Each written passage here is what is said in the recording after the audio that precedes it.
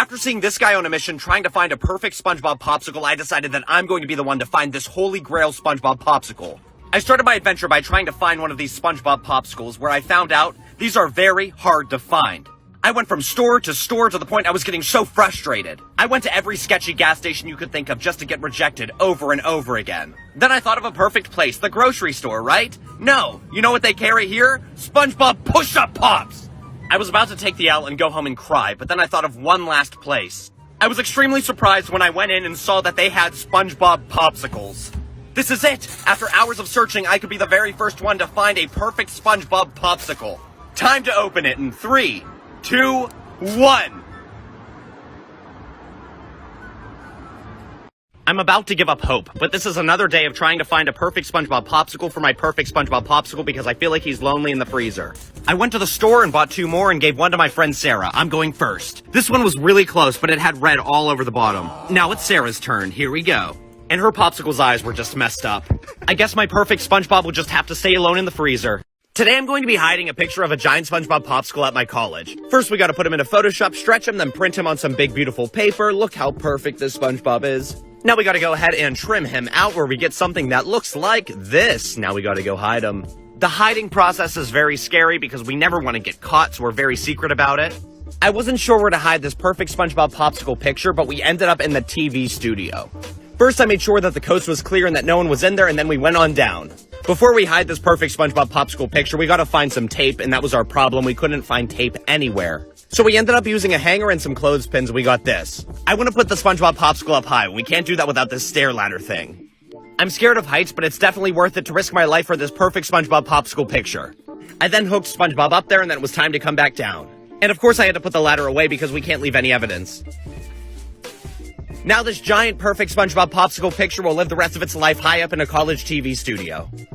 Yes, I still am looking for perfect SpongeBob popsicles. I never give up. I bought 7 today, I'm opening 3 today, and the rest tomorrow. Yeah, my SpongeBob hat did pop. But that's not a problem, because we officially upgraded to a SpongeBob hat with glasses. Let's take one deep breath for SpongeBob popsicle number 1. Here we go. This one was beyond derpy, but that's okay, we have 2 more left. Number 2. Looking good, looking good. Derpy eyes. Wonderful.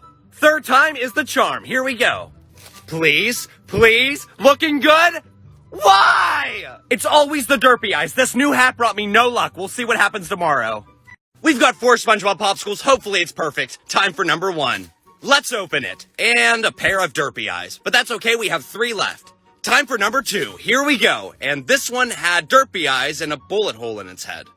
This one scared me. Time for number 3. And of course another pair of those iconic derpy eyes. It is time for the grand finale of number 4. This one doesn't look too bad. Looking good. Look. Derpy eyes! A lot of people ask me, what do I do with the derpy ones? They go back in the freezer for later. I eat them, my dad eats them, or sometimes the next door neighbors even eat them. After finding a perfect SpongeBob popsicle, I kind of felt bad because my perfect SpongeBob popsicle is probably lonely in the freezer. So I went out to the store and bought all of the SpongeBob popsicles so I can find my SpongeBob popsicle, a perfect SpongeBob popsicle pal. I bought the last 8 at the store, so let's try to find one. The first one, the eyes were messed up. The second one wasn't looking too bad until a piece of his eye fell off as I was opening him. As you see, it's shattered. The third one's tie was messed up. Not only that, there were a bunch of red splotches all over him. The fourth one's eyes fell out when I opened it, and I had to stop my dogs from eating the gum.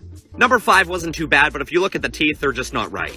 For number 6, what is up with this pointy tie? Number 7 had red splotches and a lazy eye. And finally, number 8. I kid you not, this one had 3 eyes. I put all of these SpongeBobs back in the freezer so I can eat them at another time, and then I went and said sorry to my perfect SpongeBob for not finding him another friend. Good night, buddy. After finding a perfect SpongeBob popsicle, I knew there was only one way I could celebrate. Go to Dave & Buster's and win SpongeBob. If I can win him, I'm giving him away to one of you. I started with full tilt. We tilted the ball into the 590 jackpot. Perfect. After this, I went over to Tippin' Blocks and I stacked the blocks all the way to the top for 1,000 tickets. After Tippin' Blocks, I went over to Baseball Pro where you gotta get 16 runs to get the jackpot, and I did that. So I ended up having enough for SpongeBob. If you want to win SpongeBob, all you gotta do is leave a comment on my latest Insta post. After yesterday's traumatic experience of trying to find a perfect SpongeBob popsicle, I decided today's a new day. So I went out and bought another SpongeBob popsicle, then took it back to the car. Now this could be a perfect SpongeBob popsicle. 3, 2, 1. Yeah, I'm gonna be spending a lot of money on this series.